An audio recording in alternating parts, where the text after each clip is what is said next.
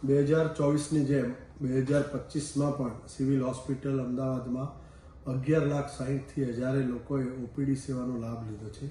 Civil hospital એટલે અનુભવી તબીબો, આરોગ્ય સુવિધા અને ખૂબ જ એમ કહીશું ને કે પરોપકાર ધર્મ સાથે કામ કરતા સ્ટાફ મેમ્બર્સ અને માનવતા સાથે સંકળાયેલા નર્સિંગ સ્ટાફ, એમના થકી સિવિલ હોસ્પિટલમાં આવનાર દર્દીઓની સંખ્યા આ વર્ષે પણ એટલી જ જોવા મળી છે. 1 લાખથી વધારે લોકો દાખલ થયા, 54,000થી વધારે સર્જરી થઈ, લગભગ 4 લાખ જેટલા એક્સરે, 24,000થી વધારે સીટી સ્કેન, 34 લાખથી વધારે બ્લડ ટેસ્ટ અને 11,000થી વધારે MRI થયા આ વર્ષે, એટલે કે 2025ના આંકડા જોઈએ તો.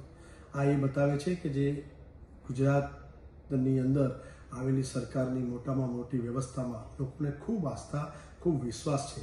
અને ખાસ કરીને જ્યારે અનુભવી ડૉક્ટરનો જે ડાયગ્નોસિસ અને મેનેજમેન્ટ પર ભાર આપી અને લોકો સારી રીતે સારા થઈ અને ઘરે જાય એના ઉપરથી એકબીજા સાથે મળી અને એમ કહીશ કે આ વર્ષે પણ આટલા જ લોકોએ સિવિલ હોસ્પિટલનો લાભ લીધો છે.